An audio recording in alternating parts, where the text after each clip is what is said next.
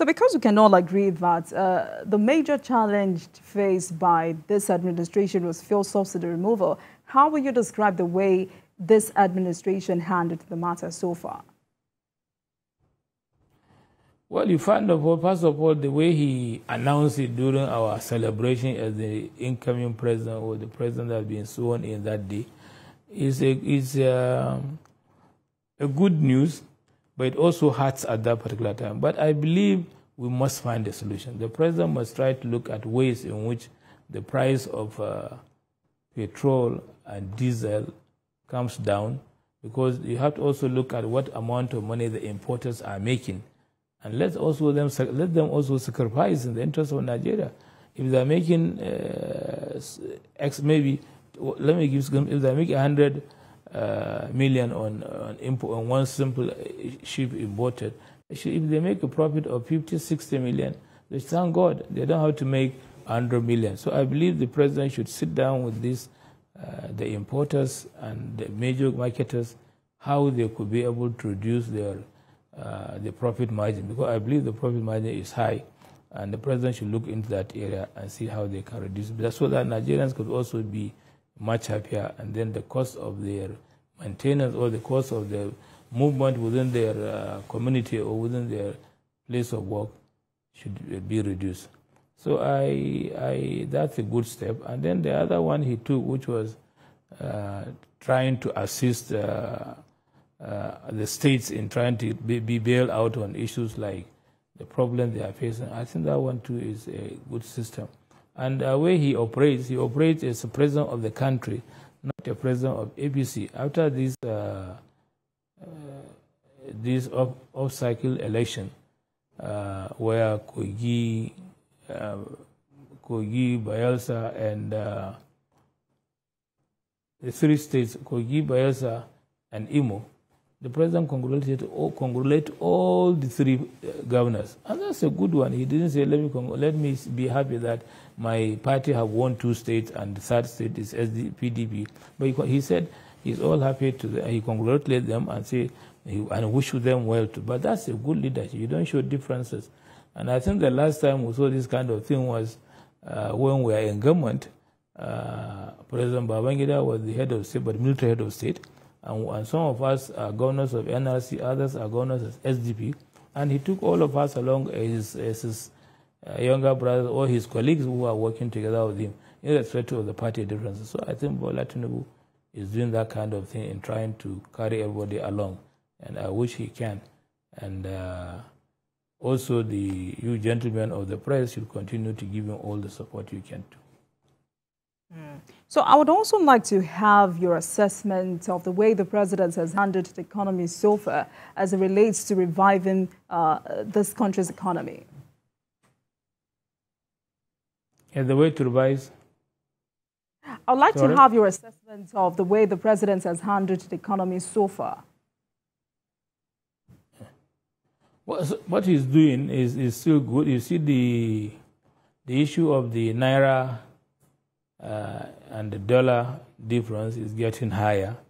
But I think she should also intervene seriously in trying to see how even the issue of parallel way of which the bank are generating and the local buyers are buying dollar.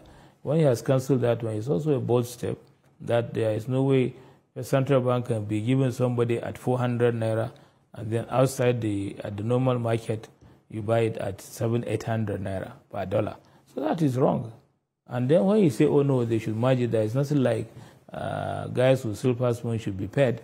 No. Every Nigerian who has the ability to use his dollar, to buy dollar, you can go and buy at the bank at normal rate. And if you are bringing in your dollar into the country, like the diaspora people, they can now know that, yes, they are not getting 400 naira. They can get the same equal to the black market. That's why I find that most of the time the diaspora people earn money.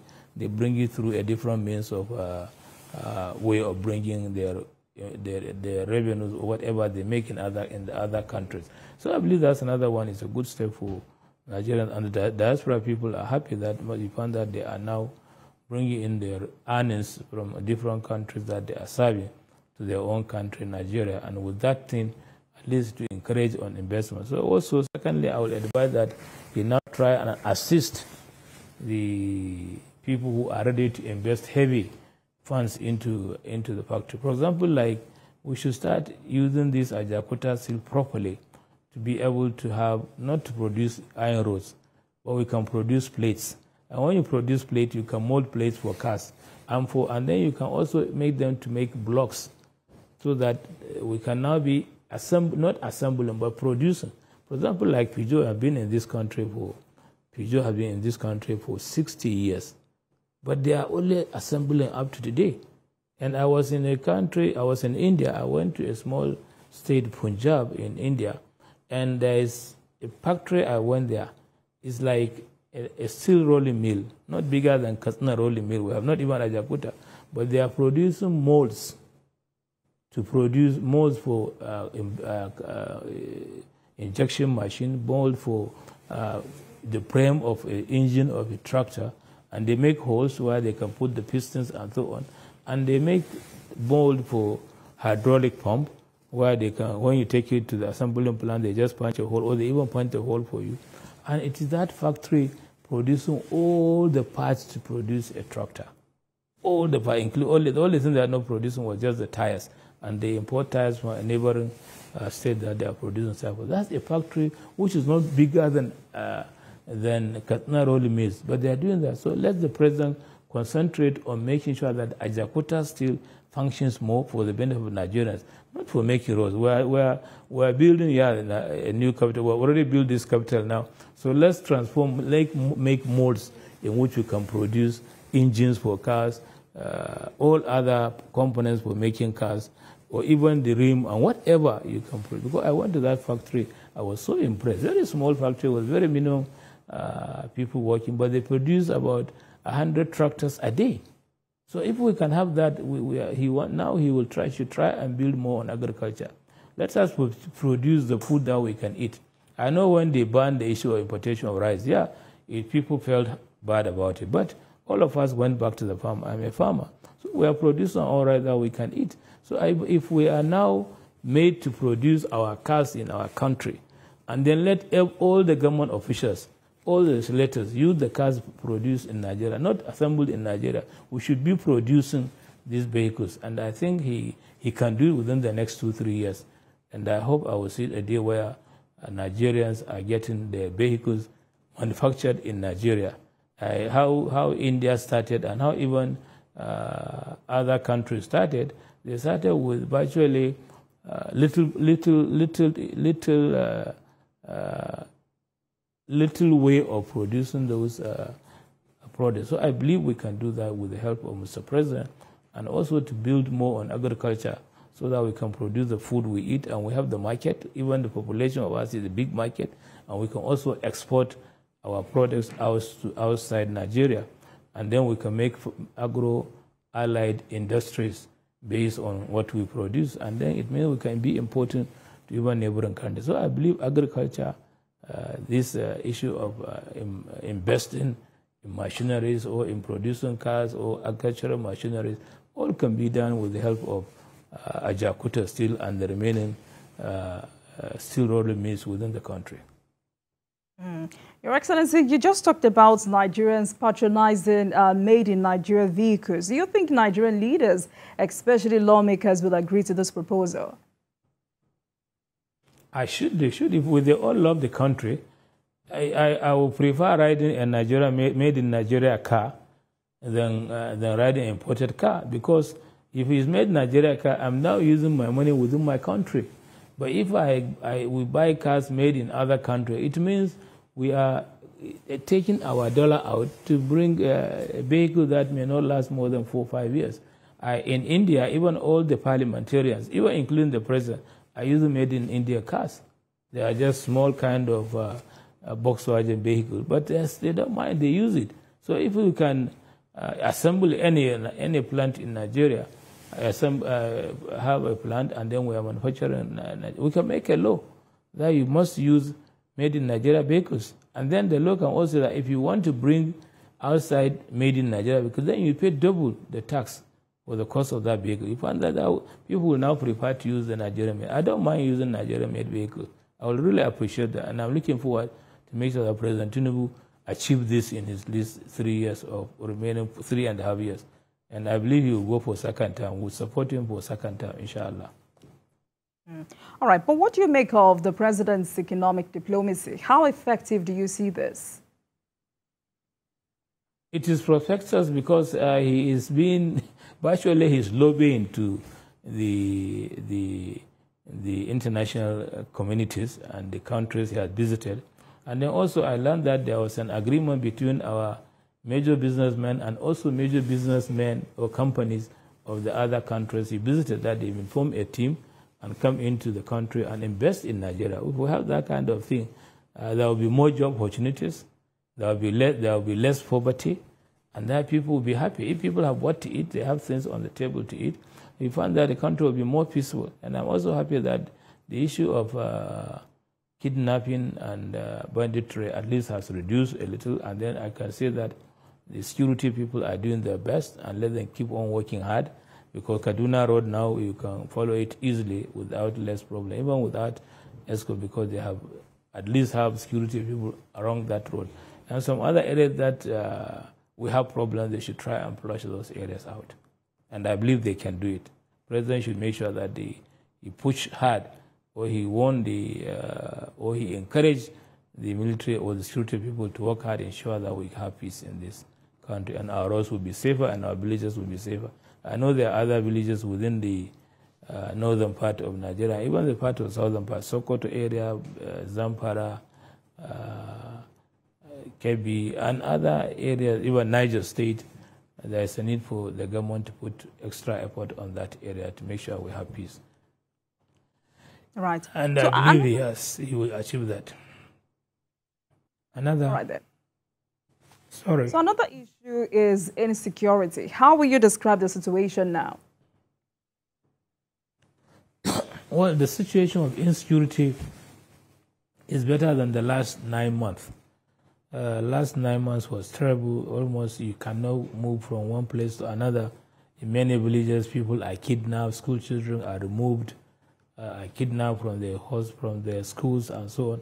And government had to shut down many secondary schools that are a little bit away from the city because of insecurity. But I believe now there is improvement. Some of the schools are now being reopened, and then the governors of those states are also working hard. I know that there are so many schools in Yobe where they are being reopened now. So I said the governor have tried, and the security personnel in that area, and even the community. So I believe there is improvement on the security situation. But we need to put more efforts on that aspect. When there is peace, then there is stability. So when the people can live together, most of the problem the people are having is that they need to go to their farms and work. But the kidnappers and these banditry people are not allowing them to go to their farms. I remember I was in the last Senate, I was the chairman. No, it was in the 8th Senate. I was the chairman in ad hoc committee on security of Kaduna and then all the other neighboring states. I went round to Kaduna, and I went to one local government where there was serious problem there. There was fight between the two communities, and I was there. Even though they said it was not safe for me there, I went. But because the security personnel do not feel it is safe for me, they even had to have a helicopter to be following me while I was driving on the road to get to the location. Even when I was there addressing the people, there was helicopters going around on us to watch to make sure that there's peace. But what we really understand was that there were two villages. One, majority of them are Muslim. The other villages majority of them are Christian, and they live very close.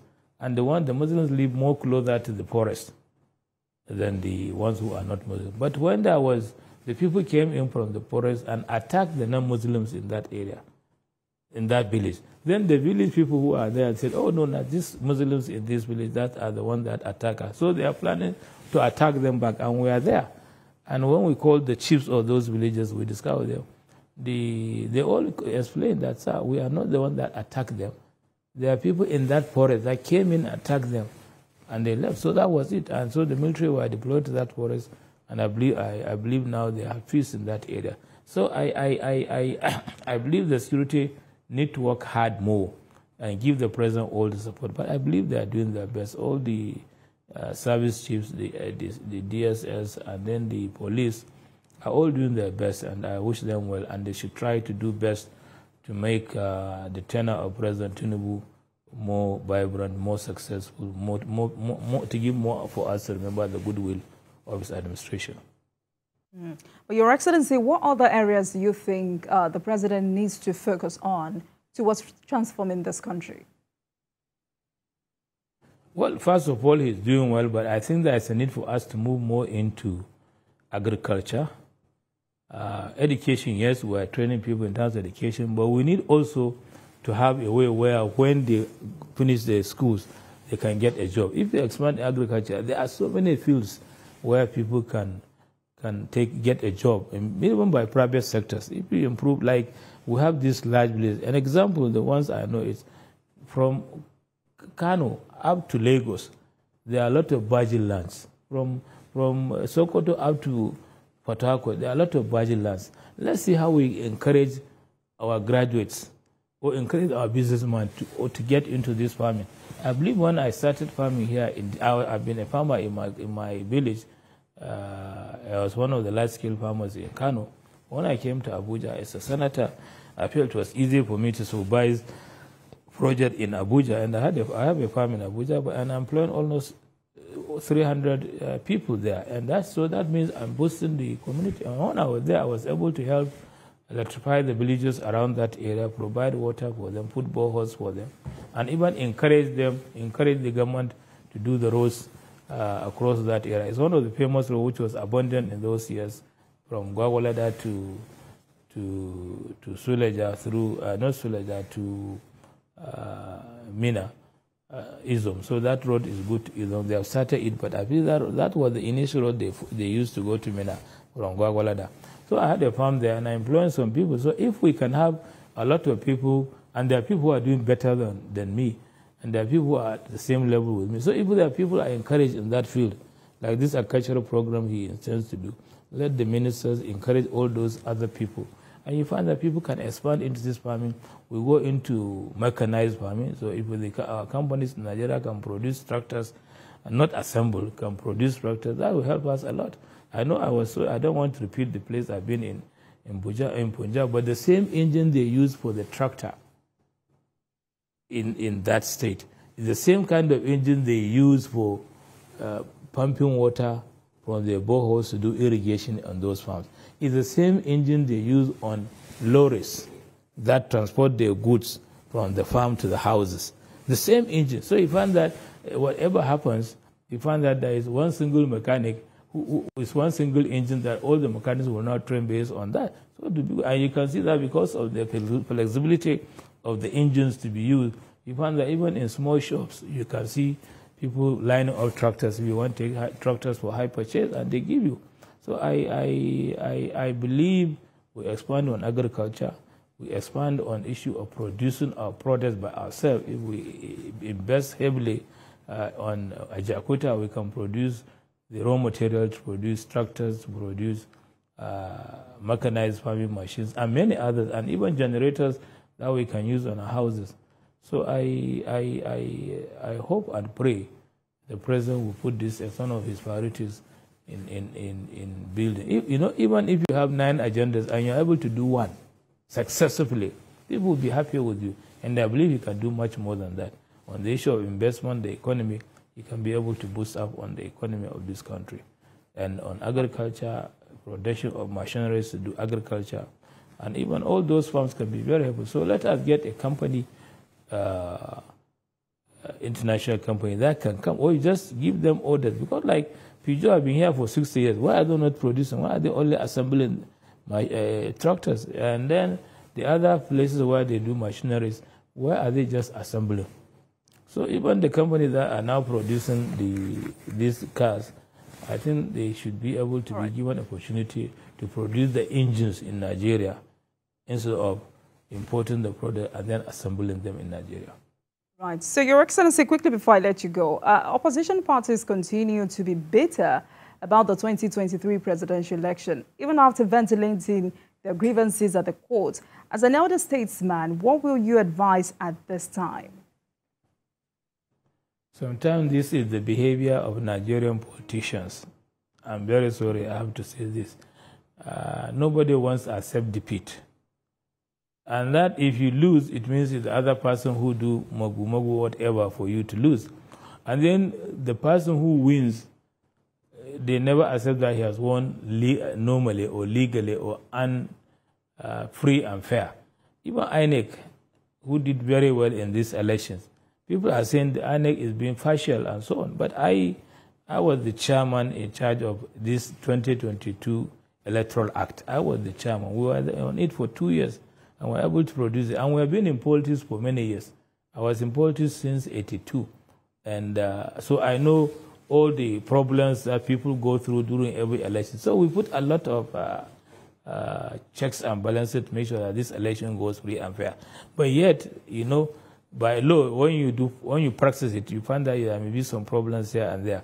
Because we said that, like one good example, we said all ballot papers that you need to go for election to make them valid, at the back of the ballot paper, there should be a stamp of the officer in charge of that polling unit.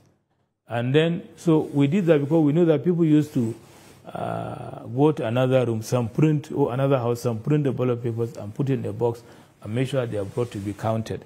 But what happened is, when we put that law, we said, no, the only ballot board must be a board that is being stamped and signed by a staff of INEC in that location, who is in charge of the polling unit. So you find that they did that, and that helps a lot. But still, we forgot that some people used to get the ballot paper somewhere without stamp and then put it in the box, and then it's been counted. But that was not the case how Governor Gawuna was able to put his case in the court, and that one, there are about 160,000 invalid ballot votes. For joining us this evening. We're out of time. Sadly, we're out of time, but I'm sure we'll have another Thank you very much. But continue this conversation. I would like to say that your clock runs faster in this place. Thank you, Your Excellency. I was speaking with the former governor of Kano State and former chairman of Senate Committee on INEC, Senator Kabiru Gaya. Thank you so much for joining us, sir. Thank you. Thank you very much for being with you.